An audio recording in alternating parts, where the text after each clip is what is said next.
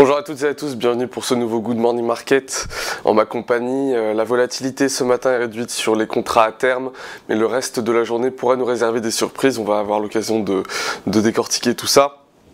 Mais en tout cas, pour revenir très légèrement sur la séance d'hier, elle a été assez positive, plus 1 à 2,28% sur les indices américains. Donc c'est principalement le Nasdaq et les valeurs technologiques qui ont bénéficié de ce sentiment positif.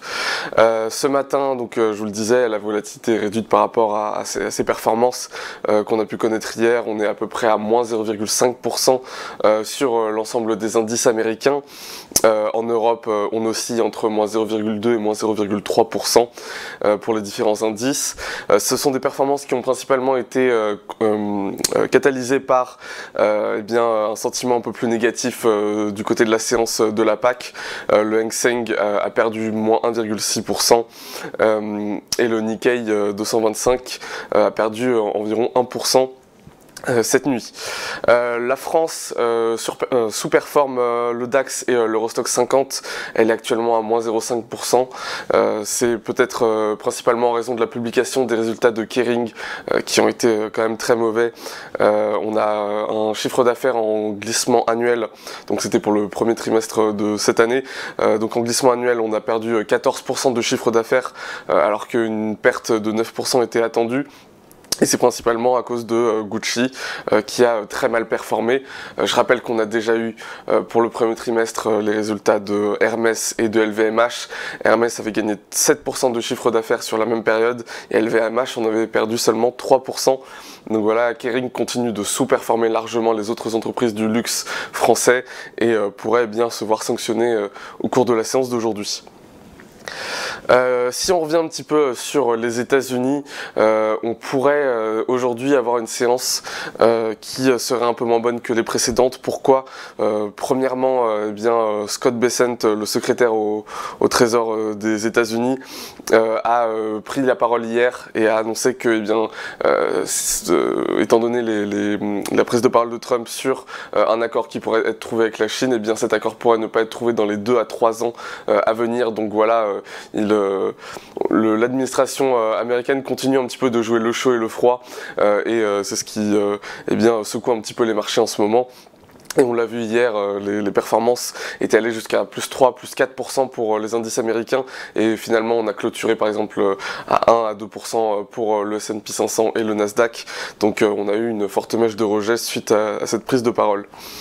On a également un marché qui pourrait être peu volatile avant les résultats de Google qui vont être publiés à la clôture de la séance américaine. On attend actuellement pour le premier trimestre de 2025 un bénéfice par action de 2,02 $ contre 1,51 sur le premier trimestre de 2024 et pour le chiffre d'affaires on s'attend à 89,32 milliards de chiffre d'affaires, donc de dollars, contre 78,73 pour le premier trimestre de 2024. Donc malgré toute cette situation et toutes ces tensions sur l'économie américaine, les investisseurs attendent toujours des résultats en hausse pour Google. On va avoir également, et ça pourrait directement impacter la séance puisque ce sera à 14h30, le chômage, les chiffres du chômage aux États-Unis et je vais vous expliquer pourquoi elles sont à suivre avec attention. Parce que les chiffres du chômage sont l'un des indicateurs les plus importants lorsqu'on a des craintes de récession. En fait, une récession en réalité n'arrive jamais réellement tant que le chômage ne bondit pas. Vous pouvez le constater, donc par exemple lorsqu'on a eu ici la bulle internet, et qu'on a eu une baisse des valorisations, on avait déjà eu très peu de temps après la chute des marchés, une forte hausse du chômage qui avait dépassé ces seuils qui sont assez critiques. On a eu le même scénario durant la crise des subprimes, le chômage avait complètement explosé. Même scénario durant la crise du Covid. Même si cette fois, les banques centrales avaient été proactives et avaient permis au marché de se rétablir assez rapidement. Une des seules exceptions qu'on peut constater, c'est ici durant la crise de 2022, puisque cette crise était principalement motivée pour des raisons géopolitiques. C'était pas directement des craintes sur les bénéfices par action futures qui étaient attendus. et qui était valorisé par le marché. Là, eh bien, si jamais on a un scénario dans lequel les politiques tarifaires de Trump venaient à conduire à une récession, eh bien, on aurait une validation de cette vision-là, de cette politique par les chiffres du chômage. Or, pour le moment, eh bien, le chômage reste très plat.